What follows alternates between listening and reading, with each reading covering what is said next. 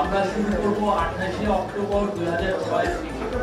আপনার মনে আছে 28 অক্টোবর 6-7 জনকে পিটিয়ে মারা হয়েছে।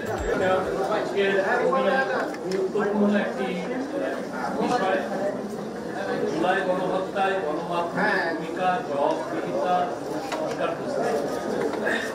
অবশ্যই আপনার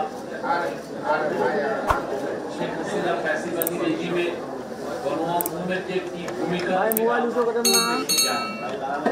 কিন্তু এটা নিয়ে আমাদের যেটা মূল সমস্যা তৈরি হয়েছিল যে এই যে শেখ হাসিনা একটা ফ্যাসিবাদী হয়ে যে আপনি দেখেন একের পর আপনারা সব অনেকে, আমরা শুধুমাত্র জুলাই আর অগাস্টের কথা কেন, আমরা শুরু করব অনেক পুরনো সময় থেকে। আমরা শুরু করব 28 অক্টোবর 2006 থেকে। আপনার মনে আছে 28 অক্টোবর 6-7 জনকে পিটিয়ে মারা হয়েছে। গণমাধ্যমের ভূমিকা কি ছিল?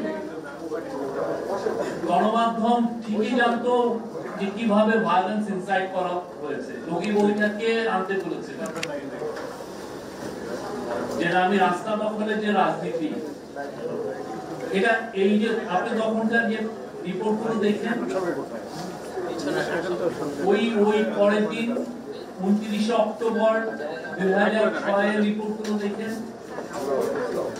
এটা নিয়ে কি সিরিয়াসলি আমরা কোনো রিপোর্ট করেছি? কার রোল ছিল এই ভায়োলেন্সের? গণমাধ্যমের ভূমিকা সত্যিকার অর্থে গত 16 বছরে আমি বলবো যে কিছু কিছু লোককে অনেক হিরোইক রোল প্লে করেছেন, অনেক সাংবাদিক নির্যাতিত হয়েছেন, তারা ডিফাই করেছেন এই ফ্যাসিবাদী রিজিমকে। তাদের হিরোইজমের কোনো তুলনা হয় না। তারা তাদের ফ্যামিলিকে বিপদে ফেলেছেন, তারা তার কমিউনিটিকে বিপদে ফেলেছেন, কিন্তু তারা সত্য বলতে কিছু পারেন নাই। আমি সেই সমস্ত সাংবাদিকদেরকে স্যালুট জানাই। সবাইকে বলি যে আজকে যে জুলাই আগস্টে যে বিশাল একটা গণঅভ্যুত্থান হলো, বাংলাদেশের ইতিহাসে একটা আনপ্রেসিডেন্টেড গণঅভ্যুত্থান হলো, এই সাংবাদিকদের, এই যে অকুতোভয় সাংবাদিকদেরকে আমি ফার্স্টে স্যালুট জানাই। আমি শুরু করছি। কিন্তু আমাদের এই যে 16 বছরে যে ভয়াবহ একটা ফ্যাসিবাদী রেজিম হলো, এইটা ফ্যাসিবাদী ব্যবস্থা কায়েম করতে হলে সম্মতি উৎপাদন করতে হবে।